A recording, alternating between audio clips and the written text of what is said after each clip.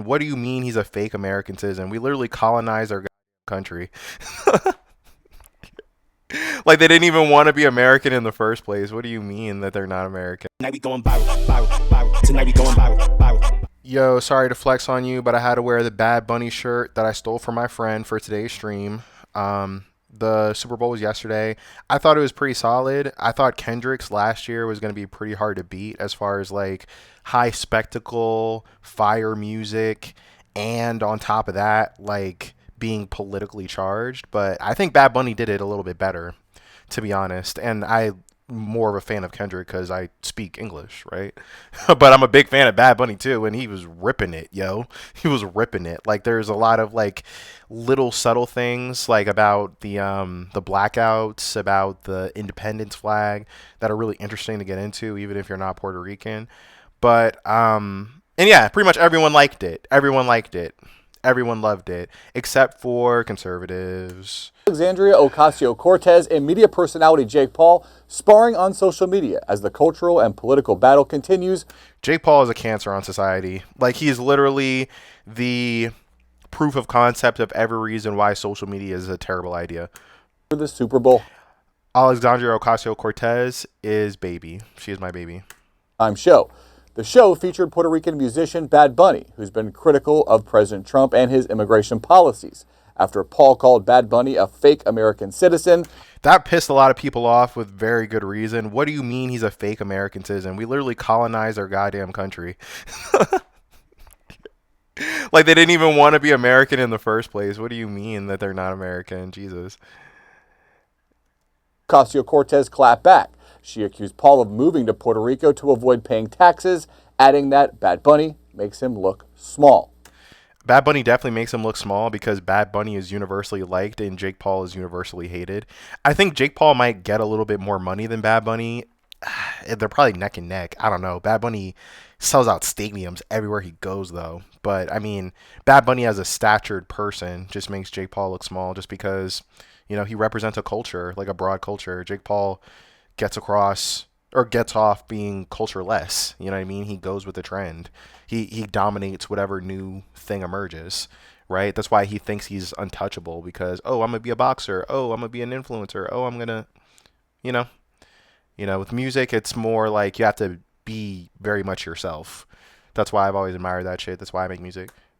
Here to break down the latest, Julia Manchester, White House correspondent here at The Hill. Hey, Julia. So Paul has been a supporter of the president. He was photographed watching the Olympics with Vice President Vance over the weekend. AOC, obviously, a vocal critic of the Trump administration. What do you make of the way that the Super Bowl halftime show is being politicized? Hey, Drew, you know, I'm not surprised that there is a divide between Republicans or certain portions of the Republican Party and Democrats, particularly, you know, progressives like Alexandria Ocasio-Cortez over this performance. We really saw that brewing ever since Bad Bunny. The only thing more powerful than hate is love. I mean, I feel like this is like an iconic image, probably just for like the 2020s, honestly, right? Like just this unification of all the different Americas, right? It was so, I'm very impressed by it because it's very political by saying just very agreeable things. Like we're all a part of the same diaspora, right? Like, you know, you can follow your dreams. Anyone can make it in America. God bless America. Right? But in this crazy dystopian moment that we're in, that's considered like super based instead of like a lukewarm take. Like that's why he was very clever to do it the way that he did, you know? At the Grammys made that political statement when he said ice out during his acceptance speech. However, what I... Yeah, man, he's on quite the roll because he got the Grammys off, like, you know, and he's like, okay, in my Grammy speech, fuck ice, right? Okay. And then by then, you already know where I stand on that shit. So now here's Fuck Ice the musical, but I'm not even mentioning ice because guess what? This shit is about having a good time, boy. It's not even about, you know, it's not even about fighting necessarily. It's like we're fighting with the power of love. That's very musical. That's so fucking awesome. Bad Bunny, yo, Bad Bunny, bro. Let me get on a song. Big dog, like what the fuck? Is even more surprising, and speaking of Jake Paul, this applies to the Paul family, I think, is the divide among conservatives over Bad Bunny's performance and the impact of it. Logan Paul, Jake Paul's brother, notably broke with him on Twitter or X over the performance and defended Bad Bunny's job doing it. So I thought, Yo, Logan and Jake Paul are like the goddamn Menendez brothers. Like, they're just evil fucking twins, bro. Like, oh my God. Because part of me feels like they don't even get along, right? Because Logan is a lot more analytical. Or at least he views himself as more analytical, and Jake is like, the brash little brother that likes to fucking wild out and be crazy, you know? I don't know. But at the same time, too, they're aligned. They're aligned in the same violent cause to make America stupider. I don't know. But yeah, Logan probably saw the writing on the wall. Like, Logan said himself, like, yeah, I'm not excited for Bad Bunny's performance. Right? Just because I'm pretty sure they've gone on like spats with each other, like publicly. But even he can recognize calling him not American, like that's just racist. Because he is. I mean, it's just factually untrue. It's factually untrue. It's just poor media literacy. very notable. And we've seen a number of other conservative figures like Meghan McCain, for example, Emily Austin, Piers Morgan, who from time to time breaks with President Trump, but is seen as somewhat of a conservative figure in media. They've all defended the performance, saying that there was nothing unpatriotic about the performance. That's why it was so clever. He wasn't even like, fuck you, Trump, because that could be interpreted as like unpatriotic or whatever. Instead, it's like, I love America. I love the Americas. Matter of fact, I love America so much that I love all this whole goddamn thing. But at the same time, too, for the more revolutionary Puerto Ricans, he waved the light blue independence flag. Okay, the flag that he was waving around was the one for anti-colonization. So it's not even like he's really being soft with his politics either. It's just people are too stupid to get it. It was the complete opposite of that, talking about how it was a very positive message, talking about unity, community, having the American flag present on stage with a number of other flags from North American and South American and Latin American countries. So the divide within the political right is what I think is notable. Yeah, also note comedian Andrew Schultz, who's kind of hard to pin down politically. Also, Andrew Schultz, full disclosure, I met him. He was a cool guy. I think he doesn't really have any political values. I think he likes cracking brewskis with the boys. I think he likes running a successful podcast, right? I feel like he probably aligns more with conservative, political ideology just because it serves people like him more, as a white guy that's also rich. But I feel like even he is starting to be like, okay, like, like I kind of want to be friends with black people. Like, I don't really want to, like, I have no problem with Puerto Ricans in concept. criticizing the criticism of this performance, saying it was objectively a good performance. Considering all of that, what you just mentioned, do you think there's a risk of the MAGA movement losing momentum in kind of the cultural aspect of politics? It seemed like after the 24 elections, they had kind of made being MAGA cool, and now they made MAGA cool. Disagree, brother. Disagree. I mean, I feel like they made it permissible. They, just Trump style politics just lowered, the morality of like everyone in the country to the point where we just started accepting more and more evil shit, to the point where it's like, okay, I guess they can be MAGA and be cool. But I feel like that's kind of flipping around, because now that MAGA is in control again, it's like, oh wow, you serve the president, bootlicker.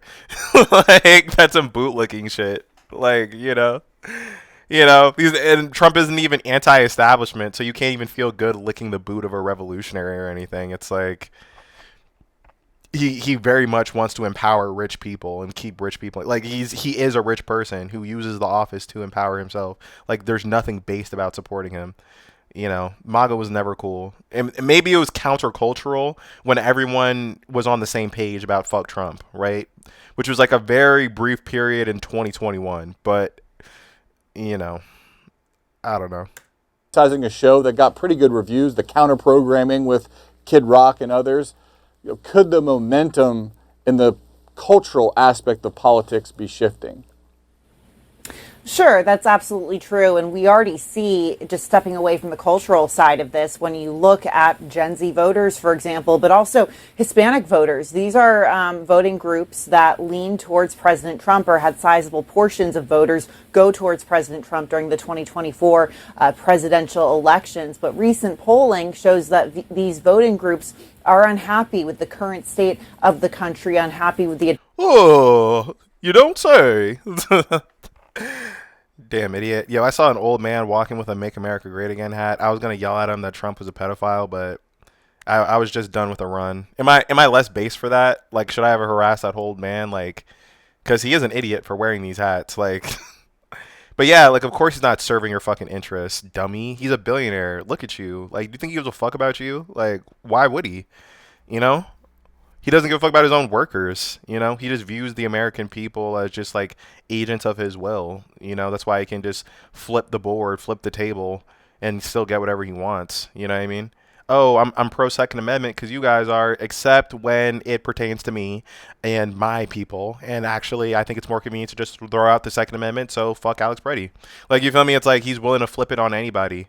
Like, it doesn't matter. He'll flip it on his own voters, and his own voters will suck his dick still. I mean, I could shoot someone on Fifth Avenue and not lose any votes. Like, just that statement alone should have lost him the presidency, but here we are with him president again. What the fuck? What the fuck? Tonight we going viral, viral, viral. Tonight we going viral, viral. Okay, but the Bad Bunny performance was not the only Super Bowl halftime show, right? Charlie Kirk, the late Honorable Charlie Kirk's Turning Point USA, has their own motherfucking halftime show. And according to Fox News, it was great. You know, they would never lie. So we're going to see their coverage of it right now. Meanwhile, say the Super Bowl culture clash, two halftime shows, two very different visions of America, and one massive audience watching it all play out. The NFL handing its halftime stage to Bad Bunny, we just talked about it, an artist who has repeatedly made anti-ICE remarks and openly criticized U.S. immigration enforcement. The decision sparking backlash from critics saying this isn't just entertainment, it's a political message on. Even if it fucking was, what does it fucking matter? You guys make political statements all the goddamn time. Like, you know what I mean? Like, let's rename it the Trump Kennedy Center. Like, that's not a political statement. What the hell? Let's not celebrate Black History Month. That's not a political statement. Like, why can't a private citizen in a fucking show that he was paid for by a private company fucking say whatever the fuck he wants? What the hell? Like, so what if it's a political statement? I feel like that's more patriotic, no? America's biggest stage. In response, Turning Point USA rolled out their star-studded All-American halftime show. Star-studded? That's just objectively untrue. I don't think Kid Rock is a star, bro. I mean, he's a person of note, I guess, but like, who's like, yeah, Kid Rock, yeah, yeah. Like, bitches ain't taking their titties out for Kid Rock, okay? And the women that are, I don't think I want to see those titties. Let's just put it like that. Featuring patriotic themes, conservative voices too. Watch. The artists that have teamed up with us, I just want to say thank you to them. It's very brave of them to do this. It's powerful because... Yo, Erica Kirk has a jaw like a goddamn brick. God damn, she got the Quagmire jaw. Looking like she's getting ready for Easter. And this motherfucker looks like he's about to sell you a used car. What Charlie always loved and knew is that he wanted to be in the forefront of the culture war. And the forefront of the culture war. He said that to his wife. That's embarrassing. I would hate to say, yeah, you know, I'm low life Leo. I'm at the forefront of the culture war. You know, I get money. What better way to honor him than just to get in the middle of this and be able to offer an alternative to families? That's the thing that's so beautiful about Turning Point USA and all of our programs. And joining us. But why would there even need to be an alternative? Right? Like, why does there need to be an alternative? Why can't your kids be subjected to a different opinion? Freedom of speech. I mean, you want to watch football. How about you just don't even watch the game at all? You know what I mean? It's not like they're not saying boycott the NFL. I feel like that would be more of a base take from their perspective, right? Is Turning Point USA spokesperson Andrew Colvett. Andrew, I watched your show. It was great. How did you do? Do you have a sense of how many people watched? Yeah, it was kind of blew our minds actually a little bit, Brian, and we saw. Who the fuck is that? Who the fuck is that, bro? He looks like a plumber. No disrespect to plumbers either, by the way, but like he's not, in his this mohawk thing that he got. It's like, what the fuck? It's kind of like a white dude interpretation of like the Janelle Monáe. You know what I'm saying? His tattoos are kind of cool from a distance, I guess. One point across all the different Jesus Christ, is that a hairpiece? That's a war crime. What the fuck? channels, we saw over 10 million concurrent views. So that was adding up all of Rumble and all of 10 million concurrent views across all platforms. I'd say that's pretty solid from a content creation perspective. Even saying that it's competing with the Super Bowl is really more of like a marketing tactic because, I guess people that would watch the NFL would also be Turning Point USA fans and would also be willing to watch this bullshit, but I don't know. It's more, it ain't the Super Bowl. The Super Bowl got 130 million concurrent views, okay? The vast majority of Republicans, even if they hate Bad Bunny's guts, were watching his shit. Now, this stage right here isn't terrible. Like, I'm not trying to be a hater. Like, the stagehands, like, I've been seeing, like, comments saying that, like, the WWE, like, they have the same pyrotechnics and stage design team, so I won't shit on their work. That should, it looks our cool. Partners, just on the social side. That guy looks So, cool and now doing the numbers they keep look trickling cool. in. I mean, He doesn't, right now 'cause as he's a I'm sitting performer, here, YouTube's numbers keep updating. And so we're trying to put it all together. What I can safely say is they fucked it up so it didn't stream on Twitter, which probably would have been their biggest platform because, like, under Elon Musk, like, Twitter is mostly, like, MAGA idiots now, that we are now over 20 million viewers across just social. So we haven't even gotten our partner broadcasters, their analytics. As you know, sometimes the ratings take a little while, but that's 20 million viewers. And we don't know how many people were gathered together, 3, 4, 10 in a room watching together. So we're going to try and put a final number on that when we can. What we can safely say is over 20 million Americans tuned in to the All-American Halftime Show tonight. Because this is on Fox News, I'm going to assume that anything that anybody says is bullshit, but I do imagine that it's a lot. Now, the highest number that I saw was 5 million. He's saying 10 million across all the other platforms. I don't know if Rumble, and again, this doesn't include Twitter. So, like, how could it be another 5 million on top of YouTube? Like, that just doesn't seem very likely to me. You know what I'm saying? And again, still peanuts compared to the original Super Bowl halftime show. And all the performers sucked. Like, they sucked. They weren't doing anything interesting. Like, they were just fucking doing their songs. Like, there was no background dancers even. What the fuck? Like, the Bad Bunny shit was high art. Like, this shit ain't high art. But it's still decent, I guess, for them. For something that's, like, anti-artistic, I guess. Looked at the pregame show. They had Green Day, the most anti-American band you can imagine. Yo, I would wear that as such a badge of honor to be the most anti-American band. Oh my god. Right, their hits album was called The American Idiot, and the lyrics reflect what he thinks of America and our policies. And then they have at halftime Bad Bunny. I mean, NFL is the #1 league in the world. And they do a lot right. I don't understand why in the year 250 they wouldn't think red, white, and blue, but you did. I mean, that Bad Bunny shit was actually very patriotic. It was actually very patriotic. I mean, and technically it's patriotic to Puerto Rico, but that is a territory of America. Okay, like, you got your wish. Like, Puerto Rico's a part of America. He's praising America, no? And then also, too, he shouts out the Americas. I'm beating a dead horse here. They don't want to know. They don't want to understand. Also, too, they probably don't even understand, like, the concept of a diaspora or, like, honoring, a larger cultural project that isn't, like, hegemonic, to break out the big words for this shit. Bryce also released a song that is so appropriate about our culture. Talk about that. Yeah, he actually wrote that in honor of Charlie. So, he has a ton of hits, and he wanted to play this one. We said absolutely. Wow, their graphics team is literally fucking it up and putting up Bad Bunny photos while he's talking about this shitty artist. That sucks. You wrote it for Charlie in his honor? In his Charlie Kirk memorial song. I mean, there's a dark reality where the Charlie Kirk memorial song gets sung at the goddamn Super Bowl. Like, there's a dark reality where that's the case. Luckily, we don't live in that world. So do it. And I mean, that's what you saw from all of our performers. They did something special to honor the moment, honor how big the stage was, honor Charlie, honor our country. And you saw that from Kid Rock, who said God woke him up in the middle of the night to write another verse to that hit song "Till You Can't," and he used it to glorify Jesus and lift up his faith and be loud and proud about that. But Gay. Tonight we going viral, viral, viral. Tonight we going